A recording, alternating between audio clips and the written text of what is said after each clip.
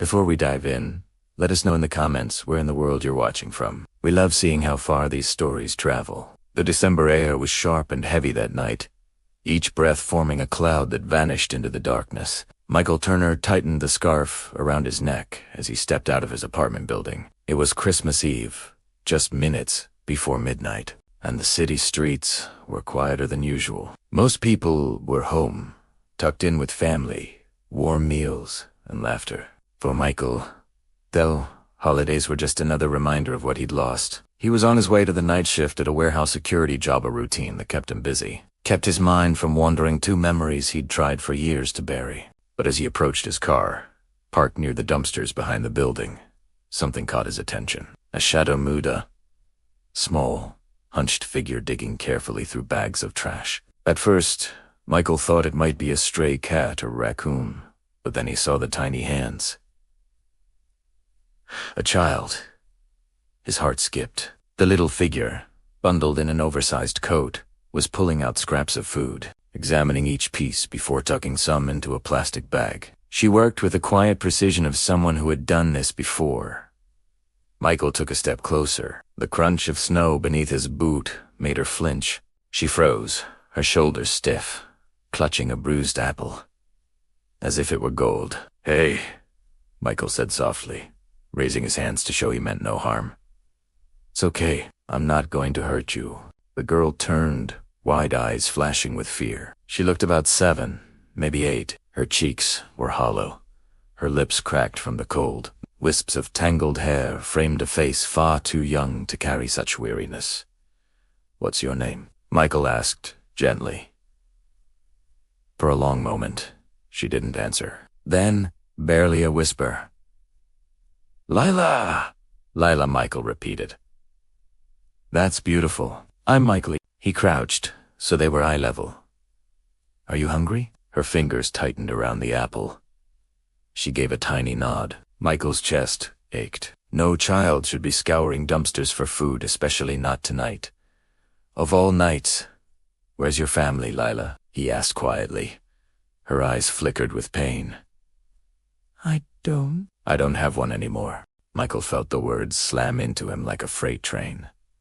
Because 3 years earlier, he'd lost his family, too. Back then, he had been a husband, soon to be a father. He and his wife, Claire, had painted a nursery sky blue, talked about baby names, and dreamed of the life ahead. But when complications struck during childbirth, Michael's world shattered. Both Claire and their newborn son, Matthew, were gone in the span of a single night. The man who left the hospital that day was not the same man who had walked in. Grief swallowed him whole. He shut himself off from friends, downsized his life to a small apartment, and worked jobs that kept him invisible. He convinced himself that surviving was enough.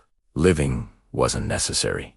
Until now. Until a little girl named Lila stood shivering in the cold, reminding him of everything he thought he'd lost forever. "Where have you been staying?" Michael asked softly. Lila hesitated, then whispered, "In the basement of the building next door. There's a broken window. I can fit through." "How long?" "2 nights, she admitted. "Since she didn't wake up." Her voice cracked. Tears spilled down her cheeks as she tried to explain. Her grandmother had raised her after her mother left when she was a baby. But weeks ago, Grandma's cough grew worse. They couldn't afford a doctor. And then, one morning, she was simply gone. "The people in uniforms came," Lila said, her little hands trembling. "They said I had to go with strangers, but they didn't want me. Nobody ever wants me." Michael swallowed hard, fighting the lump in his throat. He remembered that feeling, the crushing silence after loss, the certainty that no one could possibly understand your pain. But he did understand. "Lila," he said firmly, "you're not going to be alone tonight. Not anymore." She studied him with suspicion. Too many broken promises had taught her not to trust either. But the desperation in her eyes was stronger than her fear. Slowly, she gave a small nod. Michael brought her upstairs to his apartment. It wasn't much. Plain walls, a small couch, a kitchen stocked with frozen dinners, but it was warm. And to Lila, warmth was everything. "Let's get you cleaned up and fed," Michael said. while she bathed. He laid out some of his smaller clothes for her sweatpants, cinched tight with a drawstring, a t-shirt that fit like a dress. He grilled cheese sandwiches and warmed up tomato soup when Leela emerged. Hair-damp cheeks flushed from hot water.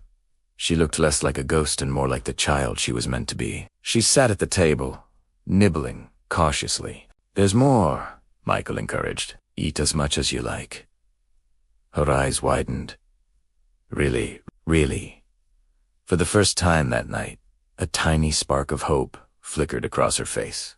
As Lila slept curled up on the couch later, Michael sat nearby, unable to take his eyes off her. He thought of Claire, of Matthew, of the family he never got to have, and a thought struck him, a terrifying, beautiful thought. Maybe this wasn't an accident.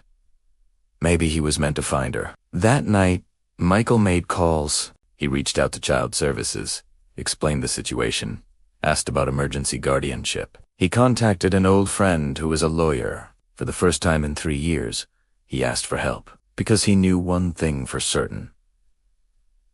He couldn't let Lila go back to a system that had already failed her. The weeks that followed were filled with paperwork, court hearings, and endless questions. Social workers evaluated his home.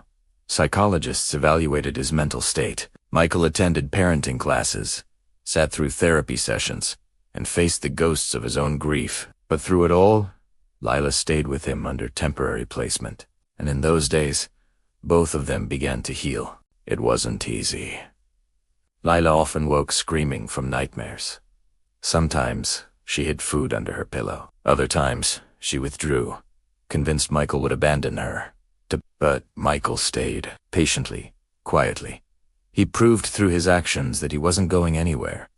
And slowly, Leela began to trust. The first time she laughed a small giggle at one of his silly jokes, it startled them both.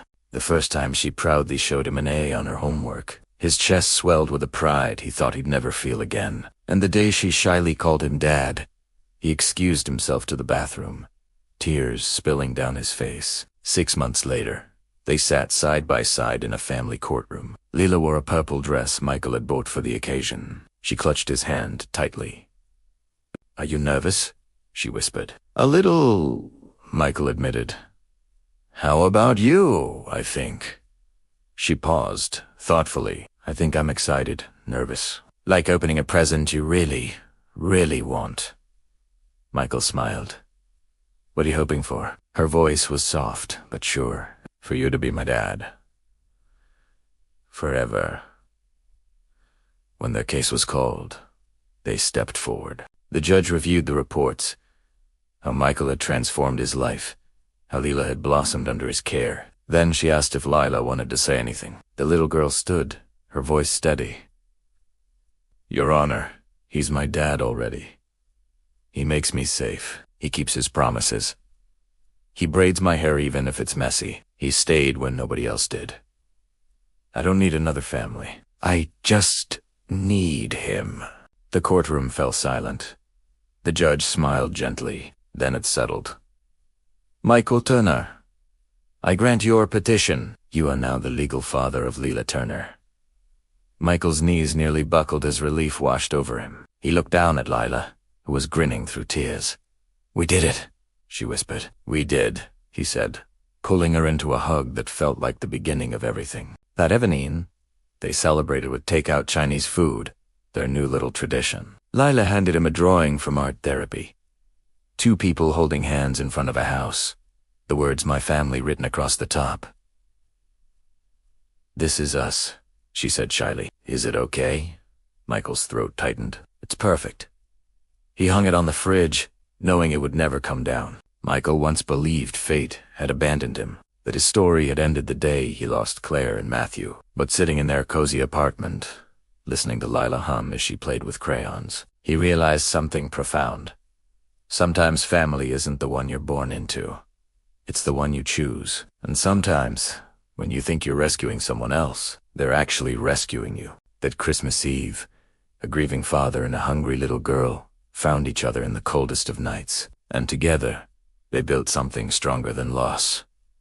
They built a family. Friends, if this story touched your heart, let us know in the comments. Have you ever had a moment where helping someone else ended up healing you, too? And if you believe in the power of compassion to change lives, don't just watch and walk away. Hit subscribe and join us for more stories that matter.